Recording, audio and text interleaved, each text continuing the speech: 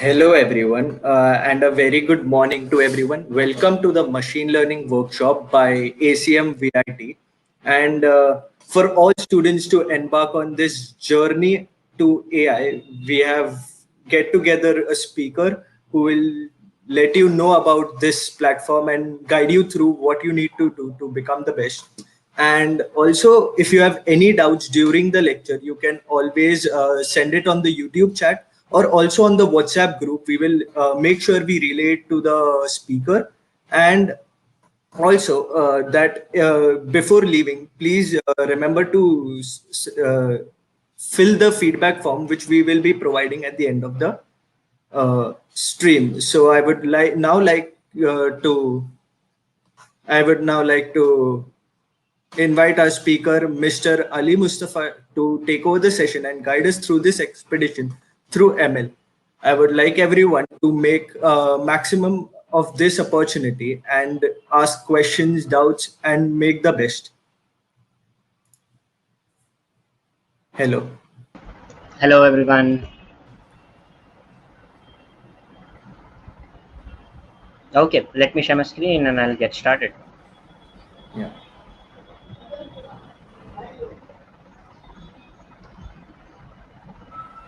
How are you folks doing on a Saturday morning? All good?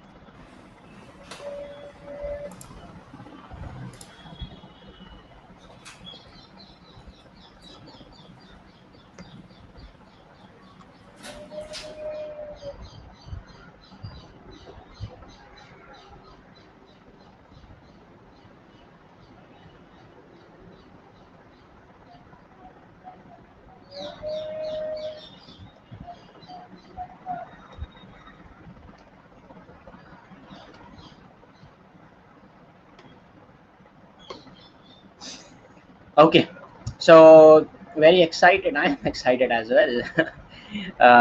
It will be really fun because this is a session which will help you to not just understand machine learning, but to choose it as a career, or move forward and be like, hey, do I want to kind of go ahead with machine learning?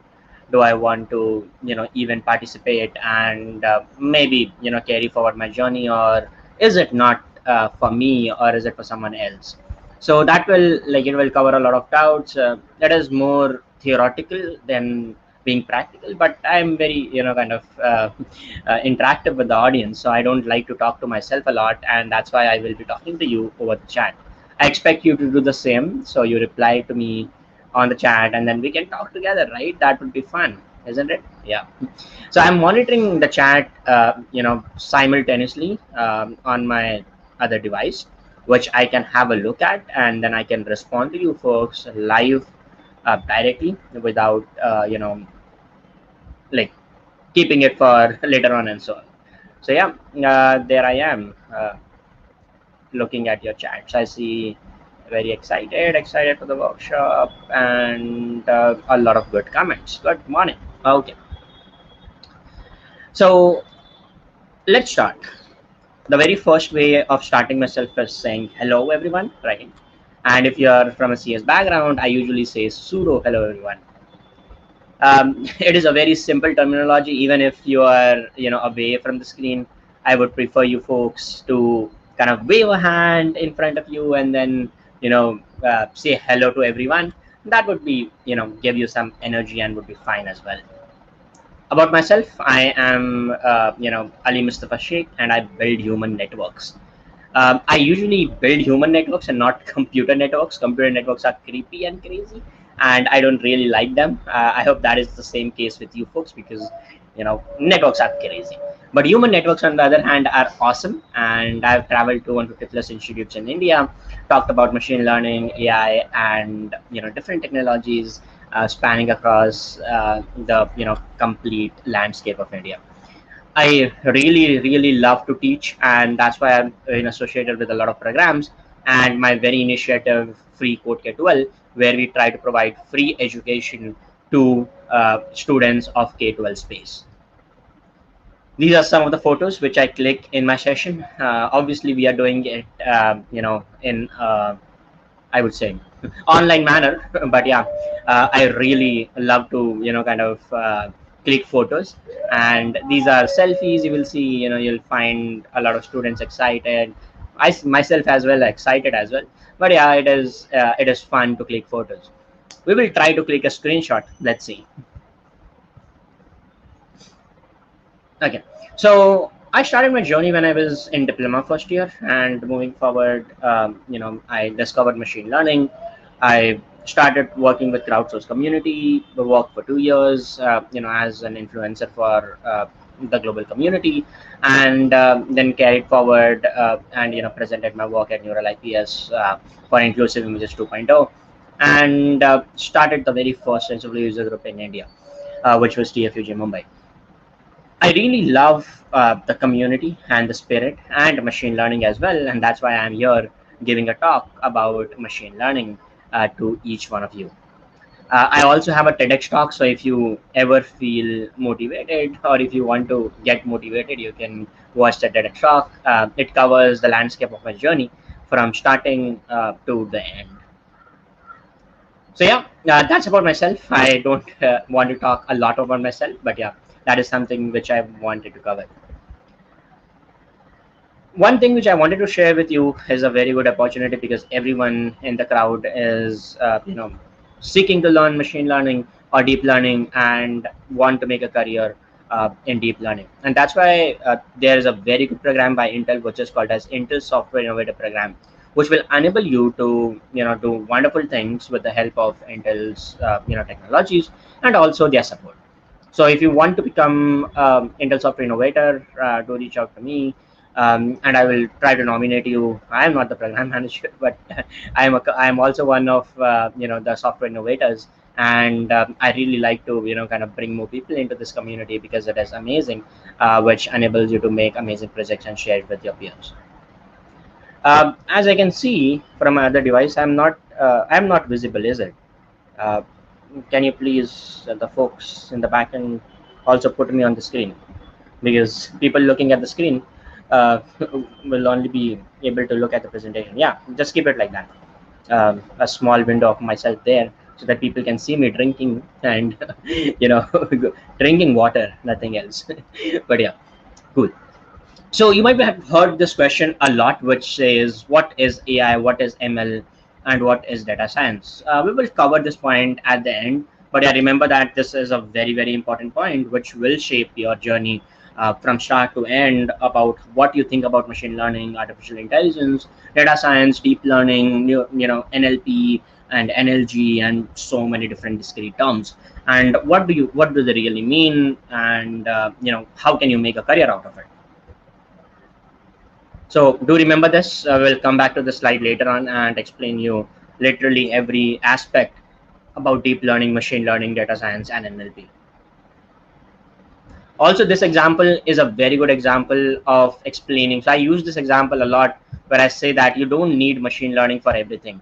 And that is pretty evident from this example, because it is a very simple example of a person trying to sort different types of fruit, which is a pomegranate. And here he is using a very simple technique of using two lines, and then rolling down the fruit, and according to the size it falls in the box, which is a very, very efficient way to do things. If you want to implement a machine learning algorithm here, you can do that, but it won't add a business value.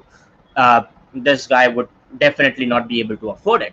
And at the same time, all the time which he's investing here, he doesn't have, he will only not be able to use that time in a better way. And that's why he would prefer it doing manually than with an algorithm, which will help him to do this. But at the end of the day, he is not able to afford that. So when you talk about machine learning solutions, it is not just about the technology, but what it solves. Okay, and is it worth solving the problem? Okay, so these are some pointers which I want to start with, so that you understand that we are not just talking about machine learning. We are talking about real life situations, and we are talking about the technology. It can be machine learning, it can be blockchain, it can be any technology. Combining the real world problems with this technology and understanding if we can apply it and get a solution at the same time impact a lot of people. So yeah, a very, very good example.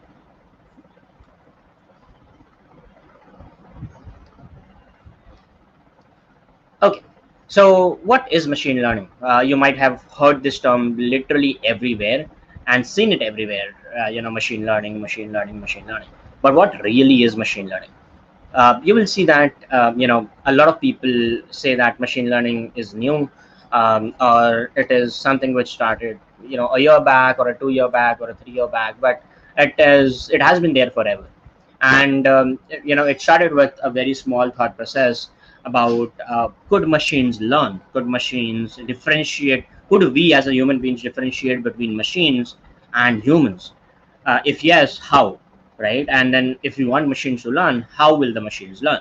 How will it process? How will it kind of structure itself in such a way that it becomes more intelligent than the human, and so on and so forth.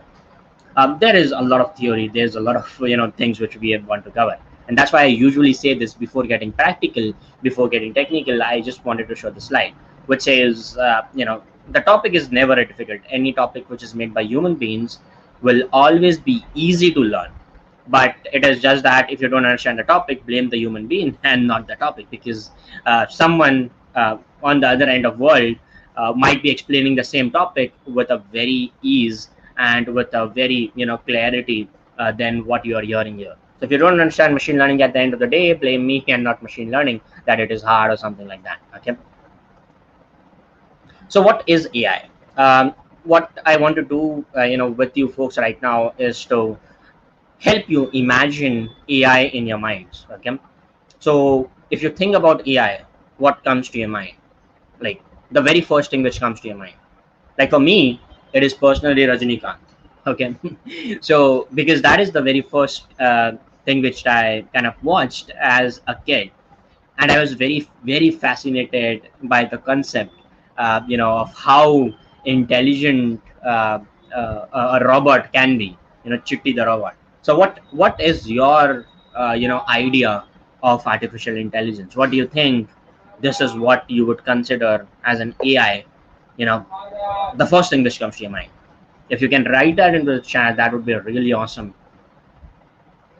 Yeah, I still laugh at it, imagining Chutti the robot being my idol when we talk about artificial intelligence, right? uh, but yeah, that is my first thought, right? Not necessarily it is my last thought, but that is something which I started with, right? So yeah, I just wanted to know, from you folks, what do you think? Where you felt like this movie represents AI, or this serial represents AI, or something which you watched and you were like, hey, these robots are gonna kill us, okay, or something like that. No one? That's crazy.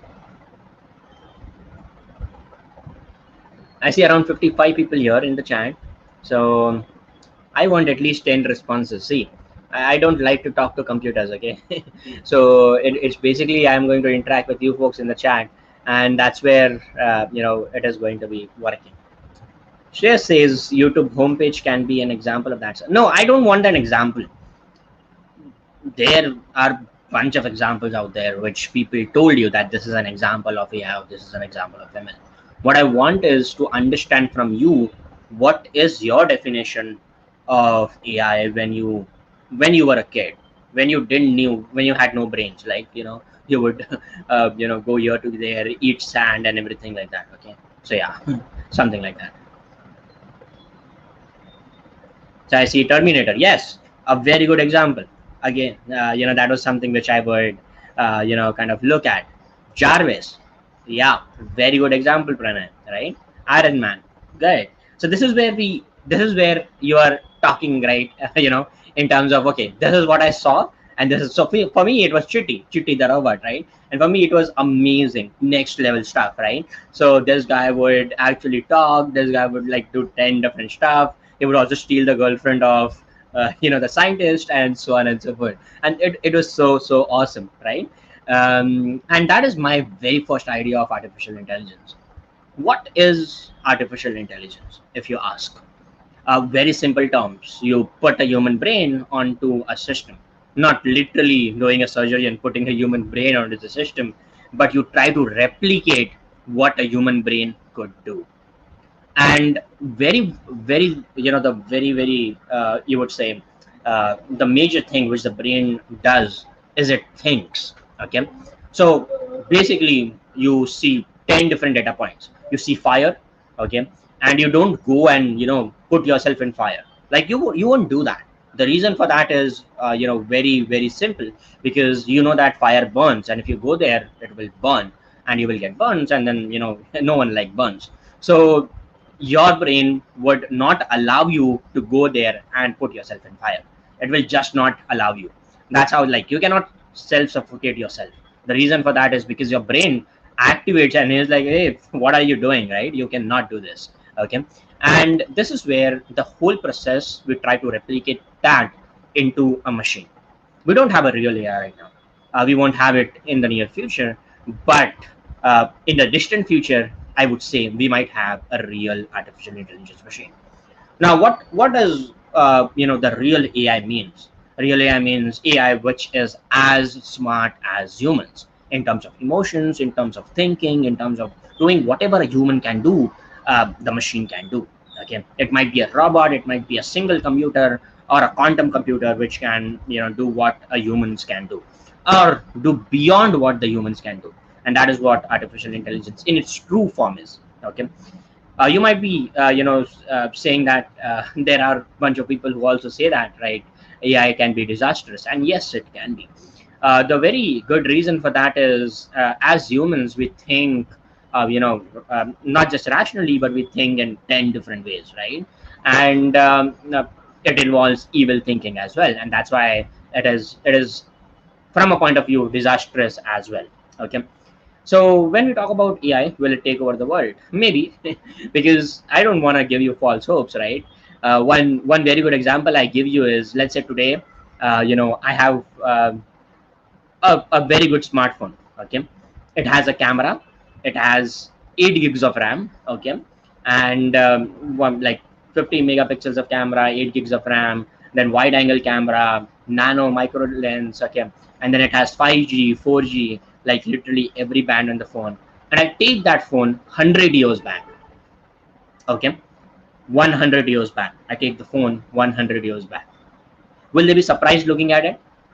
They will be mind blown. Okay, the reason for that is because 100 years back cameras were not that small, and 100 megapixels was not that small. 8 gigs of RAM was pretty big. Okay, and if you take even today's RAM and go back 100 years back, 200 years back, and show them this, they would be crazy. They would, like, consider you another god, and would actually give you the status of a god, because that is something which is impossible to them. Okay, and that is what we think about AI right now, that it is impossible to be that intelligent or that rational in thinking and so on. And it possesses dangers as well. So yeah, so AI in its true form is something which we will be, maybe we will come across in the near future. But right now we work with a weak version of AI which you see everywhere. So you would see different applications of artificial intelligence which are a weaker version. For example, the decoding of the coronavirus and the vaccine which comes afterwards is a result of the development in artificial intelligence, right? And it helps you to do that, and so on and so forth. Now, what is machine learning, right? So when we talk about what is machine learning in the very simple term, I usually say it is a way how the AI would learn about things, right? So AI in its own self doesn't have we say it will be an intelligent entity, but how will it be an intelligent entity? It will need some data processing, and then it will learn from that data and then move forward and then be like, hey, I am intelligent. Okay, and that's where machine learning and deep learning and NLP and all this technology come in, which are subset of AI. Okay, so AI is the superset, which is like all this like combines together becomes AI. And if you talk about machine learning, it is one way how AI could learn. Deep learning, one way how AI could progress and AI could learn, and so on and so forth. So when we talk about machine learning, it is an approach used in the branch of artificial intelligence to improve the performance and move forward, and then kind of learn from the environment, learn from the data points, understand the patterns, and then forward it to AI model and say that, hey, this is what I try to figure it out, right? So what I've learned from humans is they are scared as shit, right? They don't go to fires, they don't do this, they don't do that, they would do 10 different stuff. And that is what I learned from these data points, and that is what I'm forwarding it to you, and so on and so forth. So yeah, I usually explain this process of thinking it like a child. Okay, so imagine uh, this image, and what do you see? What do you see in this image? A very simple image, right? And would give you an idea.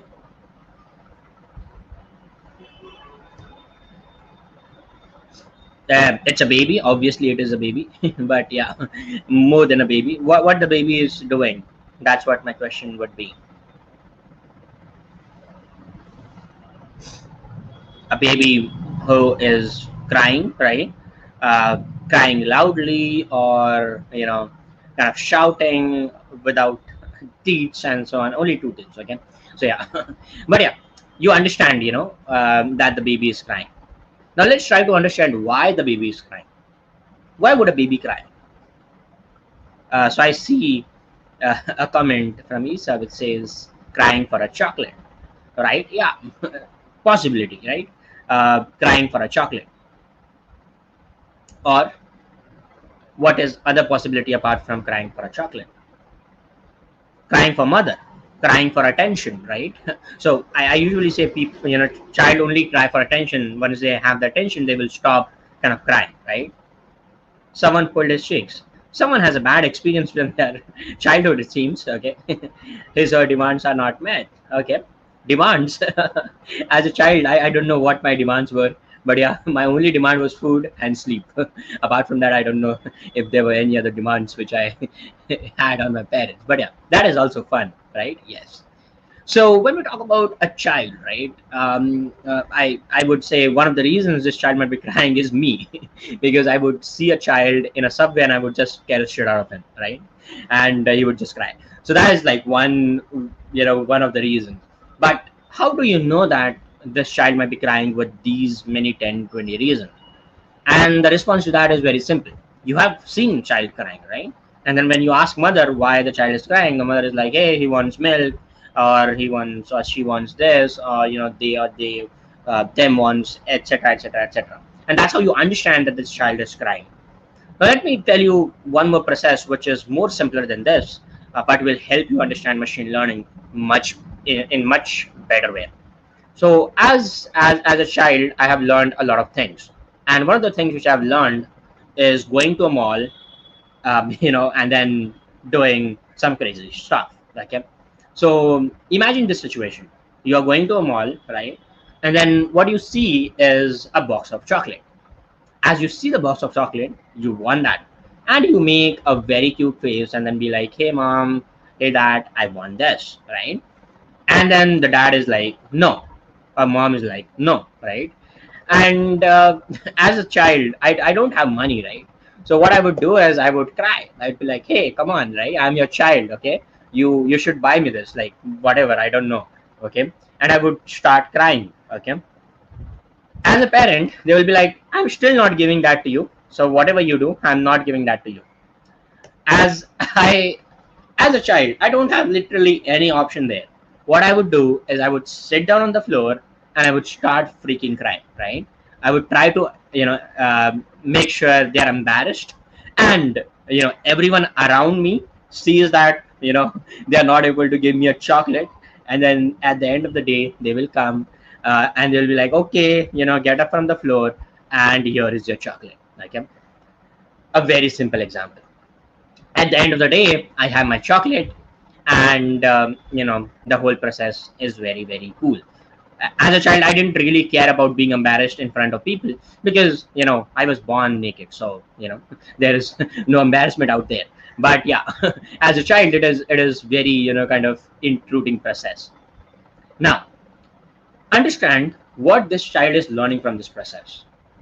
What he's learning is very simple: go to a mall, ask for something, not given, start crying. Not given, sit down on the floor, start crying loudly. make your parents embarrassed, and then get your stuff done. A very good process for a child to get something without money. Okay. Now, let's replicate this scenario at a different situation. I go to an ice cream shop as a child. What will I do? I don't have money, obviously, right? So what will I do at the ice cream shop? I'll go there. I'll be like, hey, I want, an ice cream. Obviously, he's not going to give me without, uh, money. So I asked my parents. Parents is like, no, we are not going to give you money. What I learned from the previous example was to cry loudly, and sit down on the floor and cry. I just sit down in middle of a road and then start crying. And then parents were like, "Come on, man! Like this is crazy. Okay, you need to get up and you need to kind of uh, uh, move forward. You're blocking the road. Okay."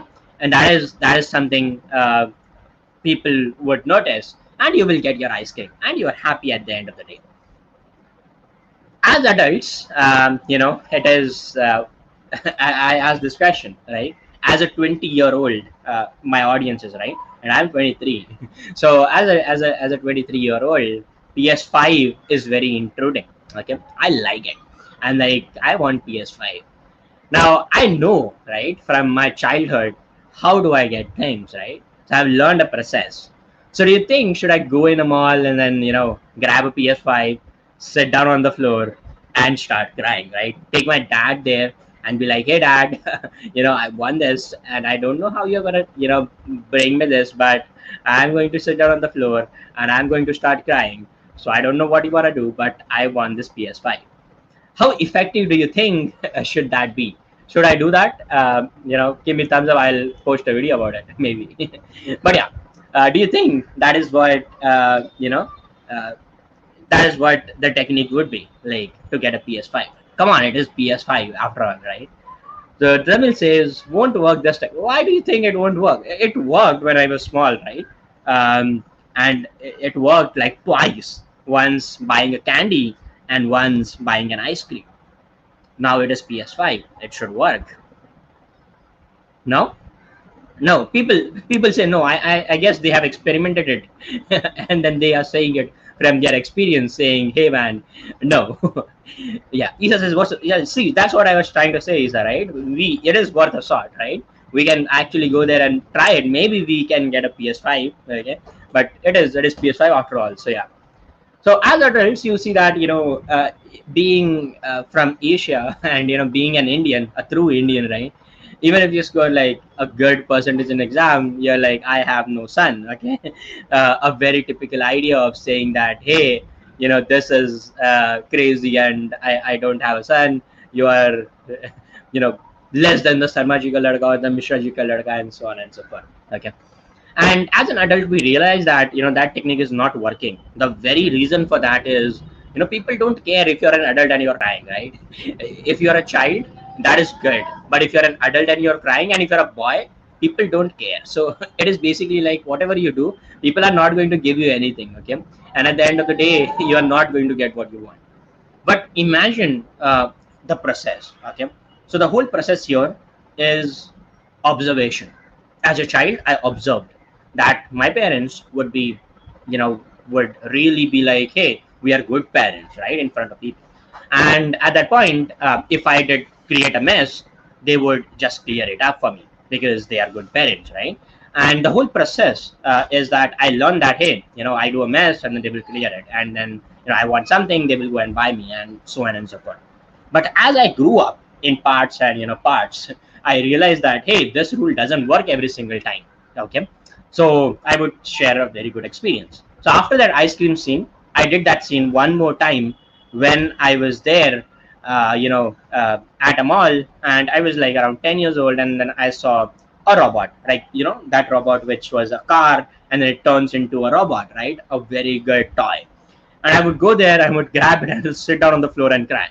But at that moment, I didn't see my parents around. Okay, they would just run away from me. Okay, and as a 10-year-old, my priority would not be that toy anymore. My priority would be to find my parents, because that is something which is more important at that moment then getting my toy, and moving forward with it, right? So that is where, as growing up as an adult, we realize that money is everything. So if you have money, you can go and you can buy. But if you don't have money, you have to rely on your dad, and if your dad is not buying it, crazy. Okay. But yeah, that is something which we learn from this example. See, in this previous example, the learning process is very, very vague. What does it mean? It means that it is same for everyone, but you're not able to frame it as a machine learning problem, right? I'm just talking shit. Like it doesn't make sense how this will form as a machine learning example. And that is where we need to move ahead, and we need to kind of create a scenario which can help us understand the process of machine learning instead of just bombarding with examples which doesn't make sense. So we are going to solve a problem which is going to be a very simple problem, and we are going to use machine learning, frame the problem, start from zero, make it a machine learning problem, solve it, and then at the end of the day understand the whole process, so that you are aware with the technical terms. At the same time, you are familiar with the complete example of making the problems as it is, okay, and so on and so forth. Okay, that is fine. Like, thank you so much for so much love in the chat. I don't mind you folks shipping me a PS5. I can send my address in the chat. Okay. But yeah, apart from that, let's continue with my example. So what is the example? It is a very simple example. Okay. So what I'm trying to, do right now. So earlier when I started my career, I used to do a bit of ethical hacking, not, full-fledged hacking, a bit of ethical hacking. And I would get a lot of queries from girlfriends and boyfriends to monitor their girlfriends and boyfriends, right? And be like, hey, tell me if they are cheating, hack into their Facebook account, and then trust issues and etc, etc. And that would be fun, right? Because it is like, you would hear that a lot of things, telling them. Now, as a machine learning engineer, it has not changed. So still I get that queries, and still I kind of have that people set of followers who will come to me and say that, hey Ali, I need to figure out if my second half is shooting on me, or so on and so forth. Trust issues everywhere. Now I realized that to solve this problem, like I was running away from this problem for a very long time, and I decided to actually solve this problem. And I was like, okay, let me solve this problem using machine learning. Okay, so let's frame this problem. The very first thing which I came across is emojis. How many of you use emojis? I see a lot of people using emojis already in the chat, but you might be using a lot of emojis, right?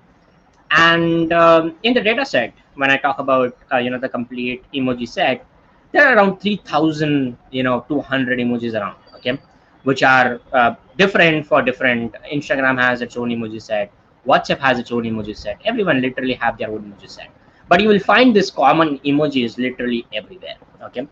And the data set is pretty big, meaning that everyone uses emoji, and there are a bunch of emojis for a bunch of things.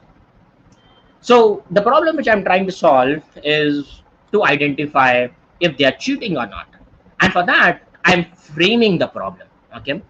So the problem is vague, right? It is very widespread. What I want to do is I want to make sure I am focusing on the right things. Okay. So what I'm assuming is if you're checking someone's phone, right? By default, you don't have time to go to every chat and check that, right? And that is really crazy idea, because that is not how you would try to find someone shooting on you, not. But that is the only way. So I figured out another way.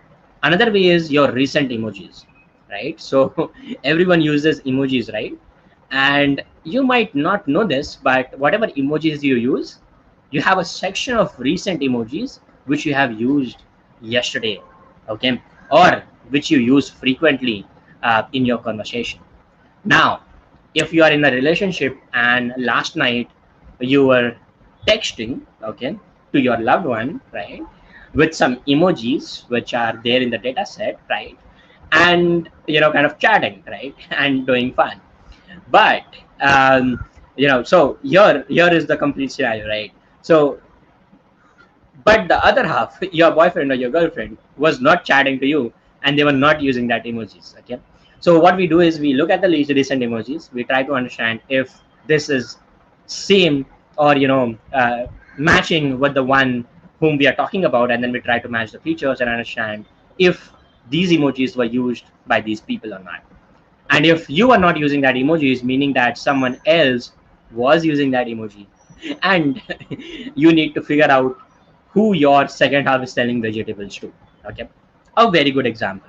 So even as I would say, uh, as a single entity, right? I don't know what emojis couples use while talking to each other, and that's why I went to few of my friends and I was like, hey, I need to understand how do you folks talk together, right? And which emojis do you use? And that's where we call it something which is called as feature engineering. So see, the data set is pretty big, meaning that we have thousands of emojis, but all the thousand emojis are not our features or are not that important to solve our problem. To solve our problem, we need some emojis which are used mainly and which are considered as a feature. And the process of looking at the data set, removing the features and telling that, okay, these are the features which we need to focus on is called as feature engineering. A very, very amazing concept in machine learning. Okay.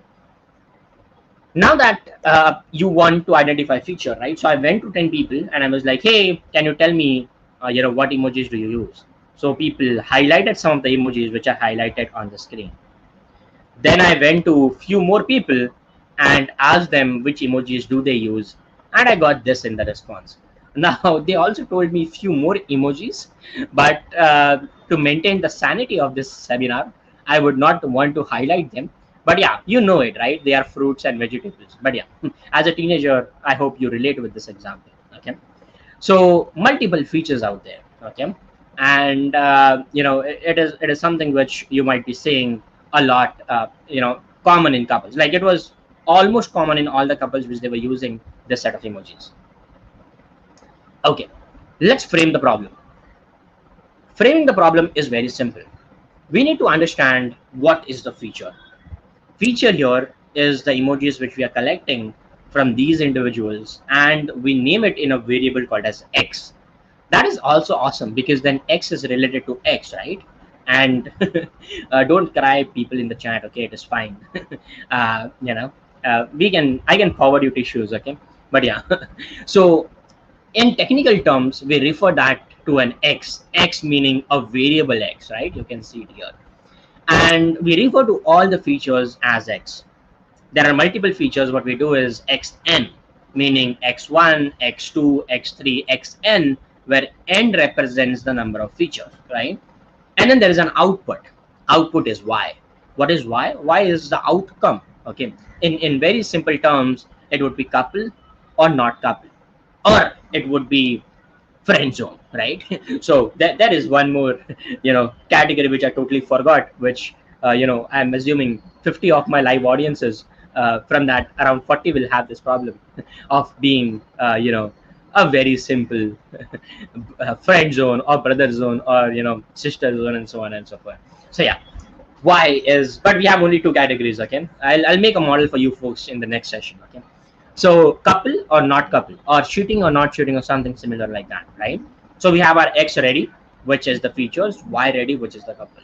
Remember, always remember, when we are talking about machine learning, we don't actually add the complete data set as a feature.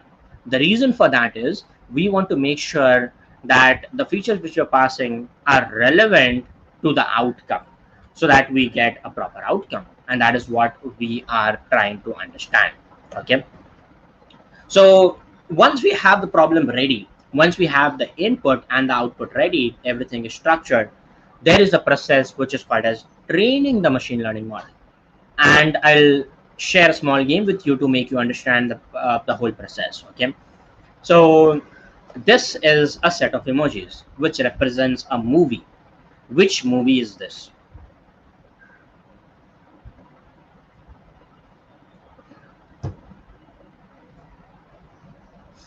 Yeah, a very simple movie. So yeah,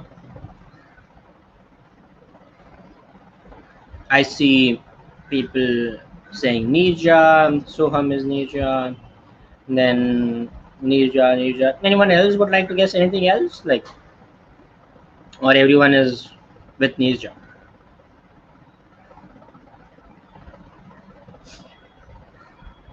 Yes. So it is Nirja, and yes, it is Nirja. Okay, the movie name is Nirja. What about this one? I hope you all remember that scene. But yeah, I guess everyone has watched this one, and it should be very easy to predict. Yes, yes, folks.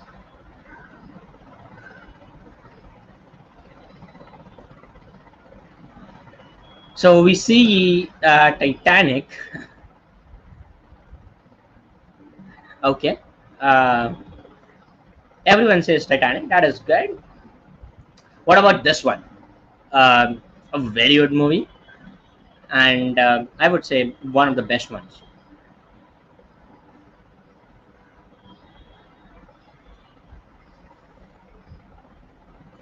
Hmm. Which one is this? Life of Pi. Mohit is the first one to answer that. That is awesome. Yes, Life of Pi. What about this one? Uh, this movie is for people with brains. I would say it is a Christopher Nolan movie. So yeah,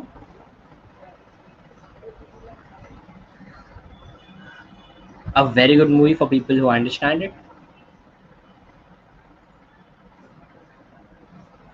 Yes, yes, yes. And that's Inception. See, I only see 3, 4 responses for Inception, apart from for everything else. So what you just did here, you understood the relationship between all these features, the emojis, and you try to predict based on your previous experiences. If you have not watched Nirja, you will definitely be not able to kind of zero down and say that this is Nirja movie. Okay. Now the same example, if I show it to a foreign audience, they give me a totally different answer. Okay. And the reason for that is very simple, because they have watched different movies which are similar in terms of feature and so on and so forth. Okay. The whole process which you applied right now is called as fitting or training the machine learning model. What is fitting? Finding the relationship between the input and the output, finding the relationship between the x and the y. Okay. And what is the common characteristics between them, so that we can zero down on a pattern, and then we can be like, hey, this is what the pattern is, and this is how we are going to kind of identify new movies or whatever it is, and so on and so forth. So let's frame the problem completely and see the outcome. Okay. We collected X, which is the features. We collected multiple examples of that, because obviously we cannot just rely on one couple for that, right? I need to make sure the model is diverse and the model is covering literally everyone. So multiple examples of X and multiple examples of Y, if they are cheating or they are not cheating, right? And then write an algorithm or use a predefined algorithm. Okay. Do the process of fitting, meaning that identify the relationship between the x and the y, and save the model. Okay. Once I save the model, I can use that model to bring my test data and then put it inside my model and see the probability of how much percentage accurate my model is. Is it 50% accurate? Is it 60% accurate? It is 70% accurate, and so on and so forth. And that is how we actually completed the whole problem. Now, when we talk about this box, okay, this is where you will see that majority of our problem is, like, majority part of our problem is. Okay. And machine learning is not just about writing machine learning models, but it is also about collecting data set, making sure you're framing the problem right, and then you are also looking at the outliners and everything and everything and everything. Okay. So yeah, that is where you will see that the whole problem statement is kind of structured in a way, and that you are able to kind of zero down and then do that. Now, what is this algorithm? What is this algorithm? Is it a bunch of neural network? Like, what it is? I just don't want to. I just want to understand that. And if you want to understand this, a very simple way of explaining that is It is an equation, okay, and it is a very simple equation, not a simple equation, but a complex equation, okay. And this equation allows you to figure out the relationship between the x and the y, okay, using mathematical formulas, so that at the end of the day you have a model which can find the correlation between the x and the y and then give you a good outcome in the response. And I usually say the M in machine learning is for maths, because all the model which you're writing is nothing but maths, okay. And it is a math situation, but you don't need you don't need maths to start with machine learning. But if you want to become an expert of machine learning, you need maths, and you need really good maths, okay. So remember that while starting your career. Now that we have discussed a lot about couples, I thought to give singles some fun here, and that's why I usually say, on a serious note, it might be a boys or a girls group where you would see not emojis but stickers, moving forward a lot. There are a bunch of more stickers which I refrain to post here, but yeah, these are some of the stickers which you will find a lot of groups using it, and so on and so forth. Okay, so yeah, cool.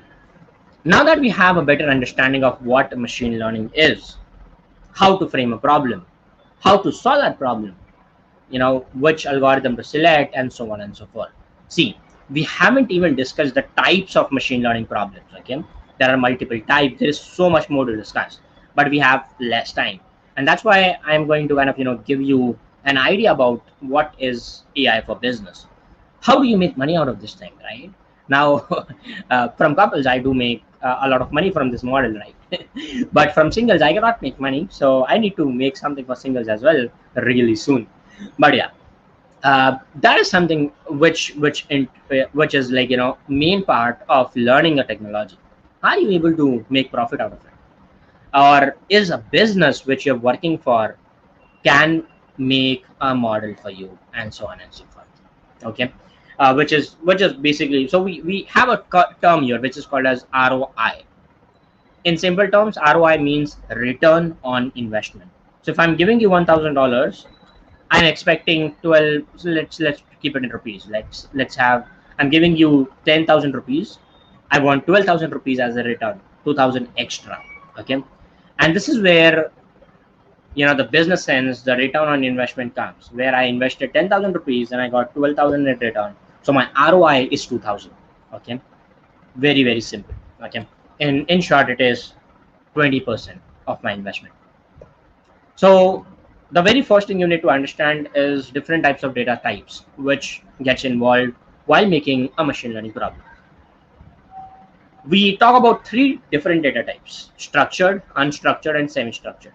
Structured includes columns, tables, rows and columns together, right? Where you have a very structured kind of information.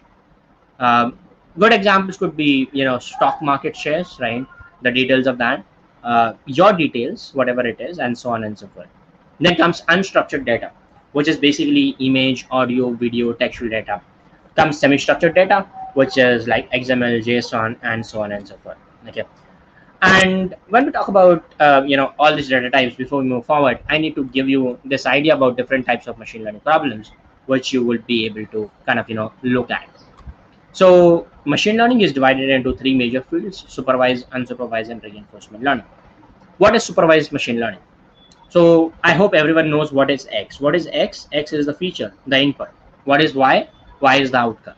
So if you're talking about supervised machine learning, we have X and we have Y both. If you're talking about unsupervised machine learning, we have X, but we don't have Y. So we only have X, we don't have Y. Okay, and reinforcement learning is altogether a different concept which I don't want to cover in this session, but as a future is the future of machine learning. The future is now, so it is not the future. But if you are learning reinforcement learning right now, you will have definitely a great future ahead. When we talk about supervised machine learning, we have two problems: regression and classification.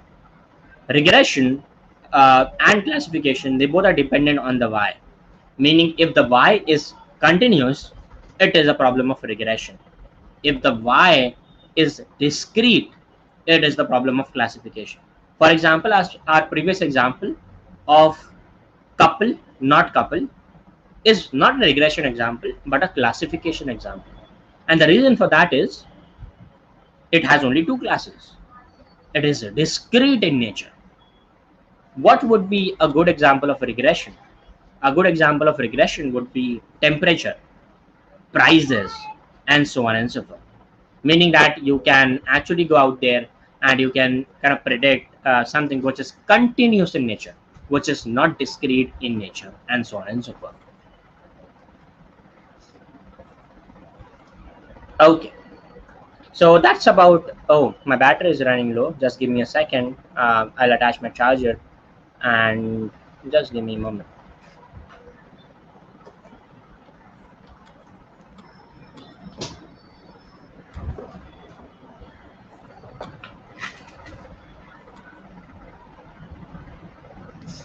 Looks like my charger is attached, and I'm back. Okay, cool. So yeah, when we talk about all this machine learning systems, let's try to understand different types, and let's try to move forward and understand each type in detail. So the very first is prediction, doing prediction. So let's say you have labeled data, you have a model, and the outcome is going to be continuous. Okay, so here, as you can see, stock prices is an example of a regression problem. There are multiple applications for it. For example, customer lifetime value, how much revenue he's going to generate, dynamic pricing of different products based on the activities, stocks, predictive maintenance, and so on and so forth. Some good examples could be finding earthquake, Uber ZTA, and so on and so forth. Then comes classification. Classification is basically understanding the input and then taking an action based on that input. For example, our problem statement was basically a binary classification because it was only two. It was couple, not couple. But you can have multiple classes as well. Couple, not couple, and then you can have a friend zone, okay, and so on and so forth. Multiple label, meaning what? Meaning that there is an apple, but apple also represents red color. Apple is also a fruit, okay, and apple is also a company, okay, but it doesn't represent red color. But yeah, so multiple labels together, and that is where you can have multiple label to a single object. Applications, very simple applications. You will see we have done one application, credit risk, loan approval, and so on and so forth. And examples is a very good example of Gmail spam filter, which you will see here and there, and so on and so forth. Then comes a recommendation system. Now recommendation system has two data. One is user data, which is your features and your outcome, but another one is item data, which is the products which you're hosting. Okay, so let's say if I'm talking about Netflix, user data is what user is browsing, right? And item data is the number of shows Netflix has, the number of different series, the number of different movies which Netflix has, so that it can recommend it to the user. Okay, and that is where we have a recommendation system. You would see a really good example of Twitter trends or Amazon, Ali's Amazon or Netflix, and how it works. Recognition examples. Recognition examples are very simple, where you pass in images, and at the end of the day, images, text, or any other form of data, and then expect the person to kind of identify it and expect the application to identify that. A very good example of that is this, where someone adds my photo on Facebook, and Facebook says, hey, do you want to tag yourself or something like that. And this is also a very good example of object detection, where we are detecting the PPE kit. It is one of my projects which I am currently working on and will be out really soon with a research paper, where we are detecting PPE kits for the COVID-19 patients, and so on and so forth. So yeah, cool. Computer vision is where you will use the human vision, but convert that into more, where we are having images, videos are nothing but sequence of images. So yeah, at the end of the day, and then you have an algorithm which can help you to understand what is happening around. A very good example of that is Tesla, Waymo, Amazon Go, okay, or an application which will help you to select different types of dresses based on an image and so on and so forth. I would skip clustering and I'll go directly to NLU. What is NLU? NLU is very simple, where you have your assistant as an example of natural language understanding. It is basically understanding what the user is trying to say and then give him the response that way. Google Home, Alexa are examples of NLU. Then comes reinforcement learning. I'll just explain a very small concept of reinforcement learning before moving forward, because that is also very important. Reinforcement learning is how humans learn basically. So you see a reward at the end of learning, right? So if you are preparing for IIT, now I know that you folks are not from IIT because you folks are from different college, but yeah, everyone prepared for IIT. And the very thing was, the goal, the reward was IIT chale jao life set, right? And then that was the reward, and that's why to achieve that reward, we were pushing hard. We were doing whatever it takes to become a high ranker and then move into IIT. Reward, we saw a reward, and then we took an action accordingly, and then we were kind of looking at the environment, improving ourselves, and then moving forward and kind of going there for preparing for IIT. But the end result was we didn't clear it, and now we are at a different college, and that is a reward or a punishment which you get for the work which you're doing. So it is basically, if you're doing good work, I'll want you to give reward you so that you continue doing that work. But if you're doing something wrong, I'll punish you so that you don't do it again. And reinforcement learning is literally everywhere. And if you want to get into machine learning today, reinforcement learning is what you should be learning, at the very least. Some good examples of reinforcement learning is AlphaGo, which is a very good I would say application of reinforcement learning, of how the machine was able to defeat the champion of Go, the champion of chess, and literally everyone. Then IBM Bluemix is also an example, which is of reinforcement learning. And a very recent example, which we are all aware of, is the vaccination. Okay, how do you know that? How do you trust these vaccines, right? The very good example of why should we trust this vaccine is, people will ask that, how many samples do we have? How many people have we tested that on, right? And so on and so on. And when we talk about reinforcement learning, that has enabled us to actually test on a lot of people, digitally, virtually, with the help of data, and then do a small testing with small number of people, and then find the efficiency of our algorithm, at the same time understand how effective this method is. And it has been very, very effective. Developing a vaccine within a year is next to impossible, but with the help of artificial intelligence, it was possible to decode the protein, get the idea about what the vaccine, where the vaccine will be effective, and then doing the testing trials using reinforcement learning. And that's why machine learning really fascinates me about how and what it can do. Now you might be wondering, hey Ali, that is a lot of theory, and we are sleepy right now. So how do you do it, right? How do you as an individual, as a student, start your career? Okay, what should you learn? Where should you learn that from? Who is going to teach you? Should you buy courses? Should you do XYZ things, and so on and so forth, right? So I would say information is widely available across the internet. Okay, you don't need to buy things, but at the same time, if you want something which is tailored, you can go and buy stuff, right? You can buy the Coursera course, or you can buy something out there which satisfies or which gives you information in a very short span of time. But if you want to learn and you want to explore and learn yourself, then the internet is like literally, it will give you everything you need to learn. And if you are learning machine learning today, you don't need to go and start with match equation. You can actually start with TensorFlow, scikit-learn, Keras, or PyTorch, and be really, really awesome at doing machine learning.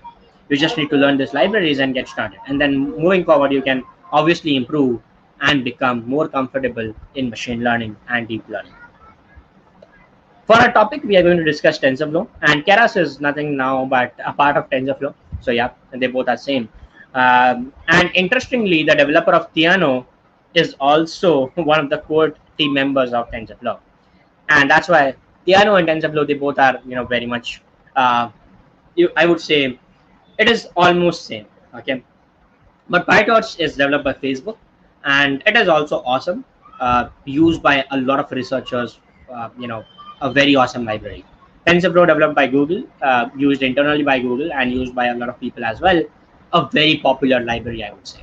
Scikit-learn, the way you will write your very first machine learning model, and very easy to learn library, and can help you solve. To start with, Scikit-learn is the way to go. We are going to discuss about the TensorFlow ecosystem. So that is what our kind of idea is going to be today. So TensorFlow, what is TensorFlow? It is an open source library for data flow programming across a range of tasks. You can do literally anything with TensorFlow. You can make a recommendation system. You can get a recognition system. You can make literally anything with TensorFlow. Okay. And what is TensorFlow? What is a tensor? Okay. So when we talk about a tensor, I usually say this example: a single number, a very single number, is called as a scalar. Two numbers together, let's say 5 6 or 5 6 7 5 6 8, is called as a vector. Two vectors together is called as a matrix. Two matrix together or multiple matrix together is called as a tensor. So what is tensor? Tensor is nothing but an n-dimensional array, where n is a really big number. Even if it is a small, you can call it as a tensor, but we try to refer to tensor as something which is much heavier, okay, in nature. And flow is the flow of that tensor, via different algorithms, and giving you an output, processing it, and then giving you that required output is what we call it as tensor flow. So yeah. Now, what do you get in TensorFlow? You know about TensorFlow Core, you know about TensorFlow JS. There's TensorFlow for mobile and IoT. That is TF Lite. Then there is TensorFlow Extended for kind of scalable models, and then there is TensorFlow for Swift. Now there is TensorFlow for Java, which is out of beta as well, and that is really, really awesome. So you can see that you can actually code in any language which you know, and you can get started with it. You can actually, so this is the code which you can see here. You can actually write zero level code to write kind of only top level code. Like everything is possible there, and this is an example of TensorFlow code. What you can make, this is a very good example of neural style transfer, where there is a design, there is an image, and we transfer that style to an image. Another very good example of TensorFlow Lite is developing object detection and coming up with this outcome. I'll share with you a very simple model which will enable you to understand how these things really work. Okay, and I have this really good model which can detect mask. Okay, so I'll share that URL with you folks as well later on, where you can go and you can actually make mask detection algorithm for like I would say zero coding. Okay, so this is the model I have added in the chat right now. I don't know if you can see it, but because I'm not I don't see I'm a mod there, so you will be able to click. Yeah, I am a mod there. Okay, so you will be able to click that, right? And once you open that, it will ask you for access to your camera. Okay, and once you allow it, let me go and open that, and let me kind of show you that.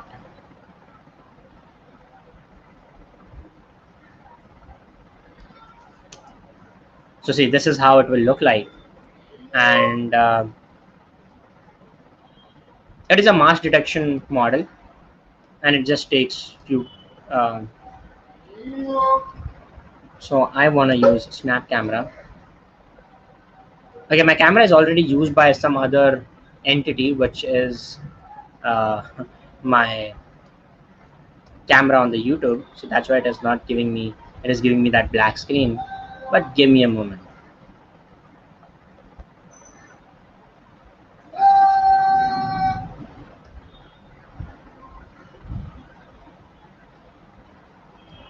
Okay, looks like it is not detecting that, but yeah, it is because my camera is already in use with some other application, and that's why it is not able to do that. But it should be able to show you with wearing mask and without wearing mask and should be visible to you.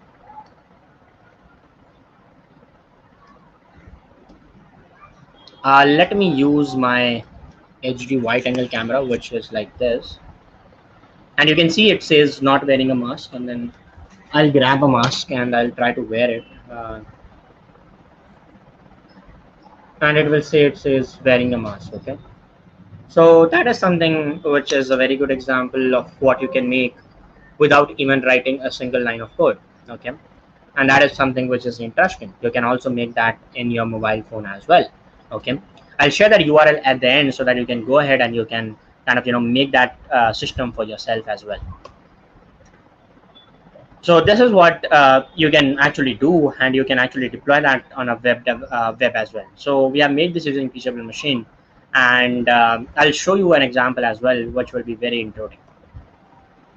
This is the sample project which I made, and you should be able to see that like I just demonstrated right now in front of you. Yeah, so before we move forward, I would like to share the URL with you folks so that you folks are also kind of able to make that yourself, because I know it and my mom is proud of it, but then I want your mom to be proud of you as well. So where is, yeah, so this is the URL which you can go to and you can make yourself. I have a YouTube channel where I actually show small demonstrations like that, and you can go there, go to the link s.ile.in/tm and watch a 8-minute video and develop your own mask detection algorithm very easily. You can put me back on the screen.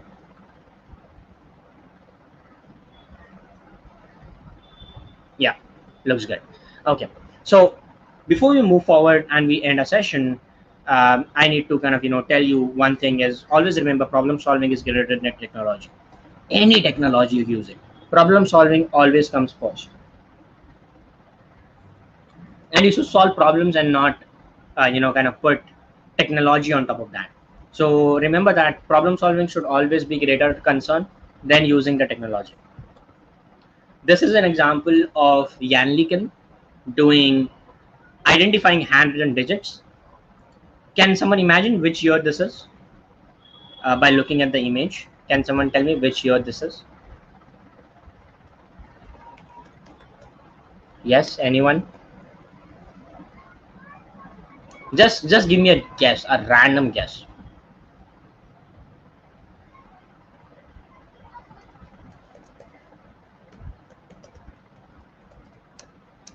It is 1993, and this is Jan Ligen, who is actually kind of uh, demonstrating deep learning and showing how it is possible to identify handwritten digits. Okay, he is the winner of the prestigious award, which is a Turing Award, which is like a Nobel Prize in computer science. An amazing guy. He's still alive. Okay, so you can follow him on Twitter. He's very witty there. Coming back to our topic now, if you want to kind of do this demo which the Yanligan did back then, you can go to my URL. I have a repository there which will enable you to do hands-on stuff, the same example which was covered there. Okay, and now comes again the very simple question of what is AI, what is ML, what is VL, what is data science, and so on and so forth. Now to explain this, I'll have to use my uh, in very simple term, the pen, so that I can show you how it is done. So I'll have to share my screen again. Just give me a moment.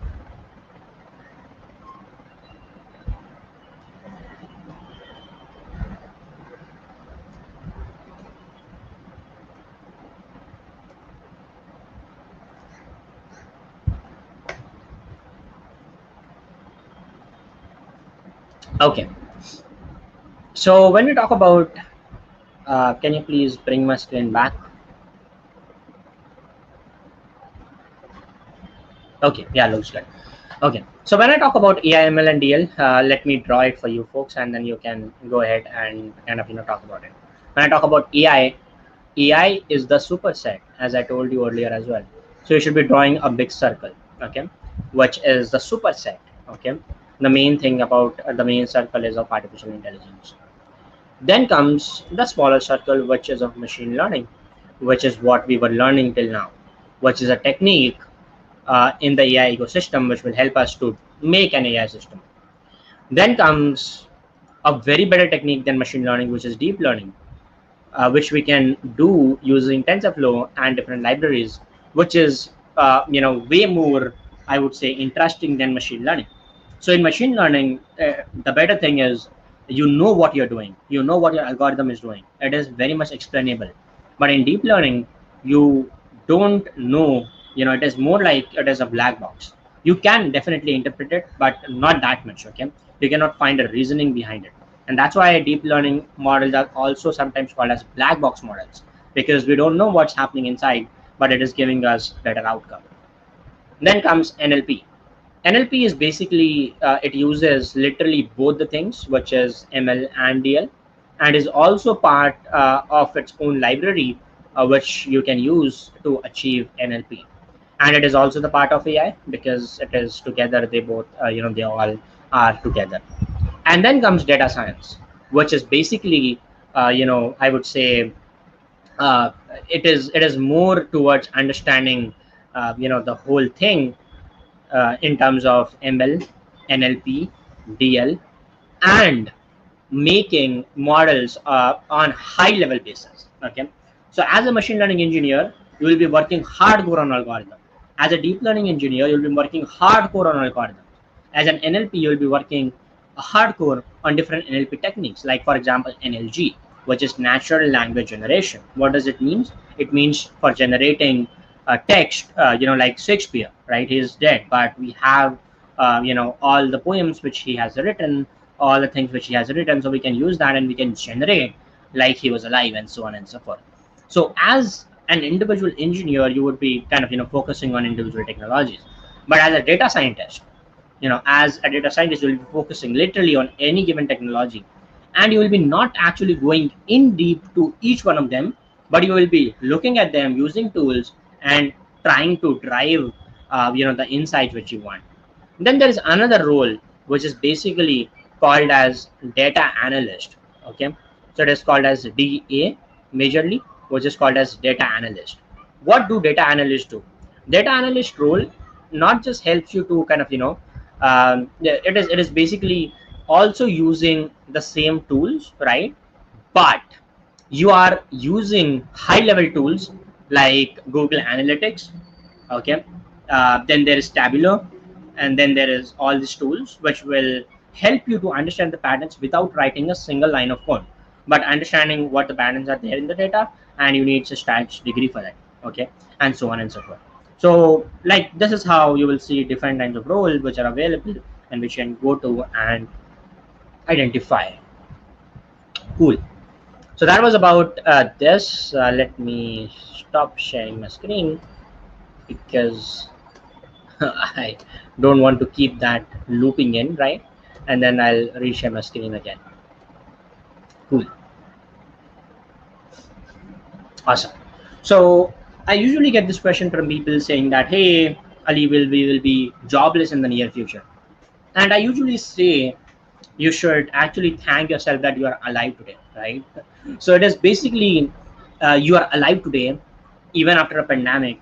One of the reasons for that is you survived. You adapted yourself. You didn't go outside.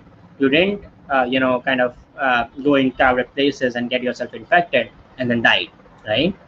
Uh, Very good reason for that is your survival tactics. You are very, for you, the survival was very simple, to stay at home, right? But at the same time, if you see survival of different human beings out there, like for example the worker, the whole worker unions, right? They, like, half of them died because of starvation and not the coronavirus itself. At the same time, you would see half the people who were even rich were came back to middle class. From middle class, people became poor, and so on and so forth. But people survived. Okay, and people died as well. What do we learn from this? We learn very simple, the rule of evolution. Very, very simple. If dinosaurs would be like, hey, um, you know if we didn't got hit by asteroids, we would be still alive today. But you're not. The reason for that is very simple, because you didn't make a system which could actually stop that and help you survive in that environment, and that's why you're not alive anymore. But some animals who survived then, right, are alive, and some microorganisms which survived then are alive today, and that's why you see them and you kind of be like, hey, this is really awesome. So the survival part is not related to technology. The jobless part is not related to technology. It is related to how well you are improving yourself today in the market. An average package of you folks, engineers, is 2.7 lakhs per annum to 3 lakhs per annum.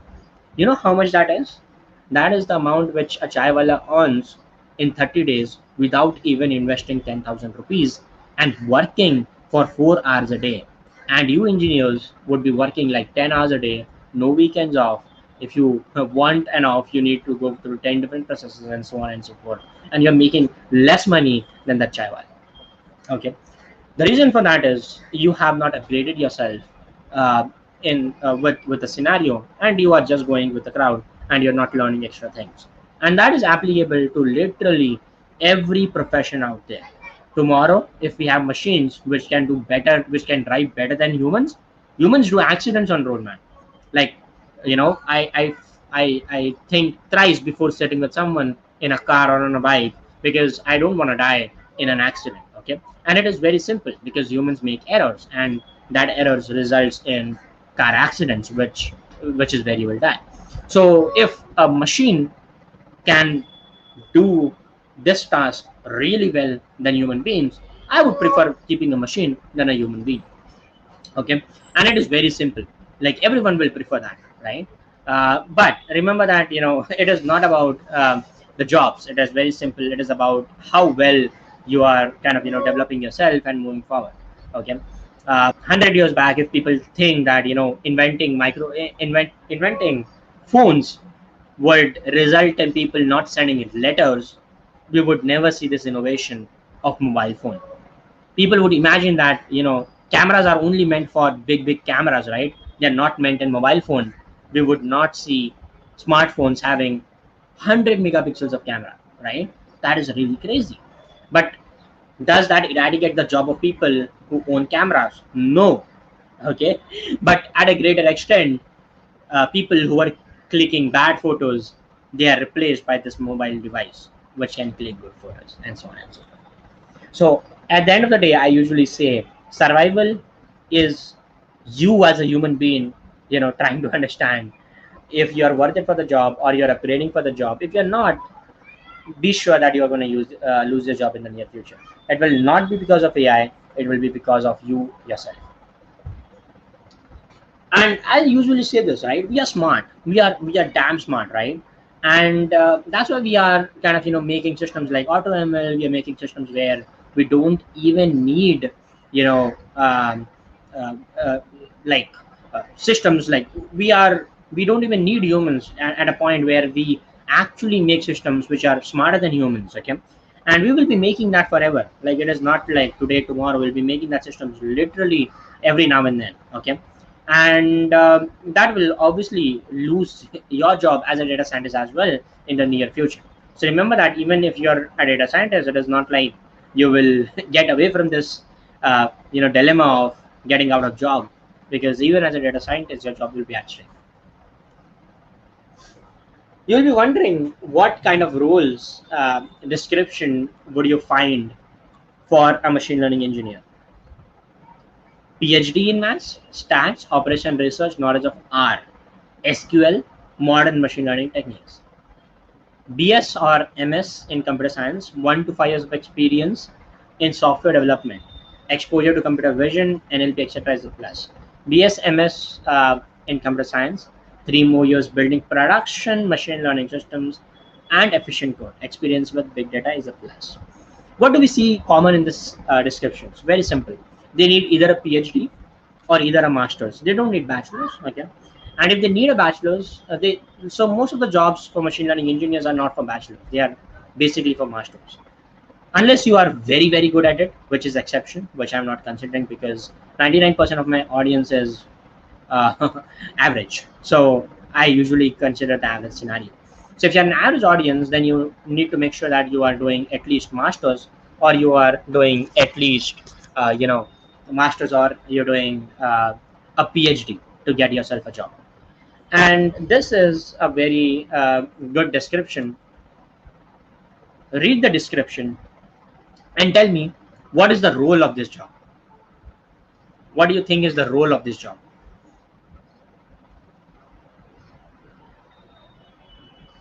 Yeah. So can you tell me, what is the role? Maybe data scientist or machine learning engineer or deep learning engineer. What do you think is the role? There is minimum qualification and there is preferred qualification, right? Meaning that they also they will prefer. Whenever someone says minimum and preferred, they really mean that you need to have preferred qualification. Yes, folks, come on, be quick, man. You folks are lazy in the chat.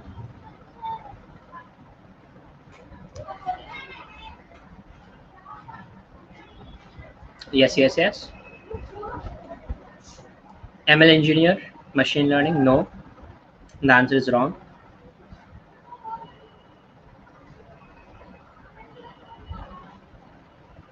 Anything else?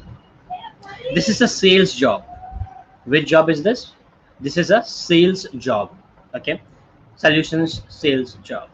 And if you look at the description, they are asking for master's degree in computer science, and they are asking understanding of big data. They are asking understanding of LSTMs, convolution neural networks, deep learning, scalable systems, distributed systems, methodologies, terminologies, solutions in cloud IT space. And this is a sales job. This is a machine learning engineering sales job. Okay. So imagine the competition in the market. Okay. It is not, I don't want to give you false hope from this seminar. Okay. And I want you to think like reality. Okay. What is reality out there? Okay. Don't be, excited by, hey, machine learning. No, no, no. So understand the market and develop your skill set. Okay, if you look at the job roles and you understand what is required in the market, and then you develop yourself according to the market, you will never be jobless. You will always have a job for yourself. Okay, and at the same time you will understand what the market is requiring, or what the market you can say what they want and what I am lacking, and then I can develop that skills and then move forward and have that job. The job here which you see listed pays you more than $120,000 a year. That's around 90 to 1 CR a year in Indian rupees. Okay, 90 lakhs to 1 CR a year in Indian rupees. Now, if you're having that much amount of salary, obviously you need that much amount of knowledge. Okay, so the jobs here are not cheaper. Okay, it is like a really, really crazy amount of money, but then it requires people to be really, really good. So yeah, we are coming at the end of the session, and if you really liked it, you can follow me on Instagram, or you can ask your questions right now, and I'll be more than happy to answer these questions. At the same time, if you find this session helpful, make sure you also visit my YouTube channel, which is IEEE Mustafa, and I would be more than happy to connect with you folks at different platforms. So yeah, if there is any questions, I'll be more than happy to answer these questions. And you can also connect with me on Instagram and LinkedIn. But on LinkedIn, if you're connecting with me, make sure that you are telling me where you came from, because I don't accept all the people request. The reason for that is I get overwhelming requests from a lot of people, and that's why I'm not able to accept all of them. So yeah, make sure if you are connecting me on LinkedIn, so mention that you came from this session. Okay. So yeah, thank you so much for coming in. If you have any questions, I'll be more than happy to answer them right now. I'm looking at the chat, and yeah, so if any questions are there, I'm more than happy to answer them. One more thing which I wanted to tell you before I move forward is thank you. But there is more. I usually say this is machines are learning, but humans are hooked up. So it is basically telling you that, hey man, we are definitely making machines learn, but at the same time we are not learning. Okay, So yeah, remember that, and that is always learning should always continue, and so on. So yeah, any questions? I'll be more than happy to take it. Handing over the session to the ACM folks.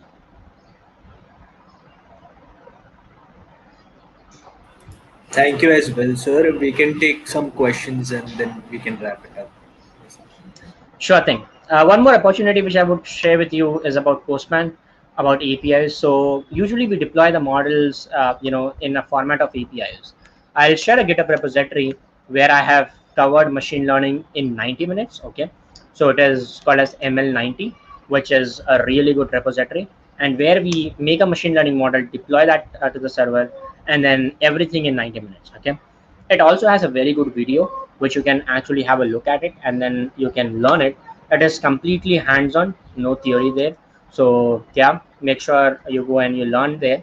Okay, and if you want to work with APIs, you can definitely go and apply for Postman Student Program, which is a really good program for anyone looking to kind of improve their skills and become proficient with understanding APIs and making their models available via API. So yeah, I see that there are no questions. Okay. How did you find this session helpful? If yes, give me some thumbs up in the chat. I still see 45 people out here. So yeah, I should at least see 5 to 10 thumbs ups, right? That would be awesome, maybe. No, I have a very shy audience, man.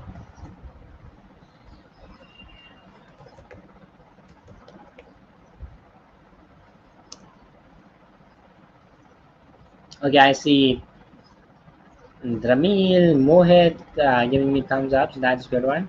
What about others? Okay, I see more people giving me thumbs ups. Okay, so I hope you really enjoyed it.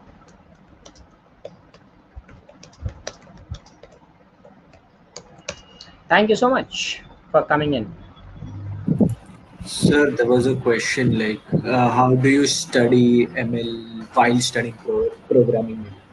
Something like that. Yeah, so see, there are two things. One is ML for programmers. So there's a very, very good book from Lawrence Morani, which is machine learning for programmers. Okay, it is for coders. So it is basically giving you an idea about if you are coding, right, and you want to learn machine learning, you can definitely go ahead and check out that book. A very, very awesome book. And you can start with that book, and then you will be able to implement that as a programmer, as a coder. Okay. And if you want to do the core machine learning part, then you'll have to obviously learn from different sources. There is Stanford's course, there is Coursera, there are a bunch of other courses which are available, which will give you the basic idea of mathematics, which will give you the basic idea of, the programming you need. You can select your language. It can be R, it can be Java. So now Java is also widely used. So earlier Java was not widely used. It was only Python and R. But now Java is also making a debut in machine learning. So Java, R, Python, you can select your language, even JavaScript. Okay, JavaScript is also making big, kind of comeback to machine learning. So basic, I usually say that the foundation of your learning should be a programming language, right? Unless and until you know a programming language, how are you going to make a model? You can't, right? You can use autonomous systems, but then you won't be able to kind of understand what is happening behind the scenes really well. And that's where you start with a basic understanding of different algorithms, right? And the basic understanding of programming language. Okay, so go learn Python first, go learn C first, go learn Java first, and then go and learn machine learning in JavaScript or in Python or in Java, and so on and so forth. I see another question which says, can JavaScript be used for ML? Yes. TFJS enables you to use JavaScript, Node.js for machine learning algorithms. And believe me, it is super awesome. Super, super awesome. Yes.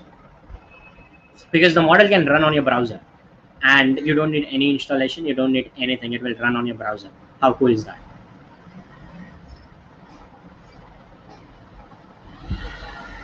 Okay, I see that we are almost done here.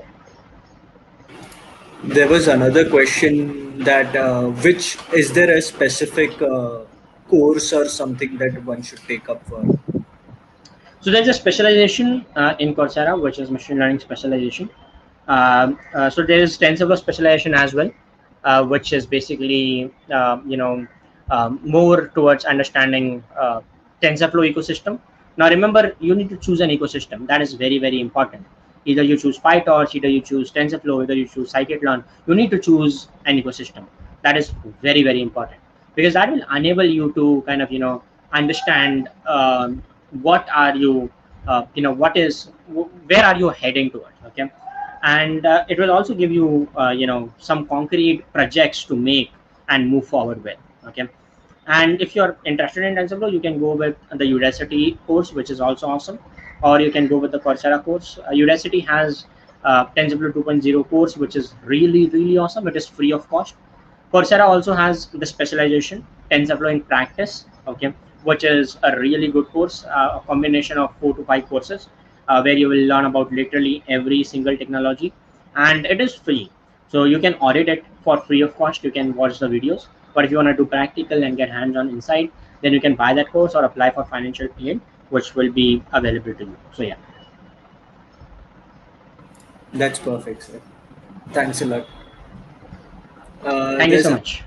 very great thing. Is Python good to become a data scientist? Something like that. Yes, Python is widely accepted and also widely used in machine learning. So yeah, it is a really good language, and you can use that to become a data scientist. But if you are going to that high level job, companies prefer you to code in C and C++. But yeah, that is like totally fine. Like, it is not a restriction. But if you are comfortable in C and C++, that is really awesome. But Python and R, they both are standards in the industry. So Python is good and R is good. They both are the standards.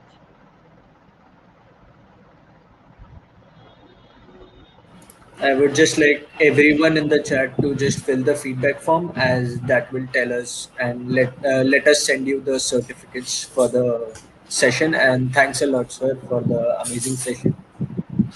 Thank you so much. I hope you enjoyed it. Bye bye. Have a good day. And Yes. do reach out Bye, to me sir. if you have any questions. Bye bye. Yeah, sure. Thank you. Bye, sir. I'm ending the stream. Bye, guys.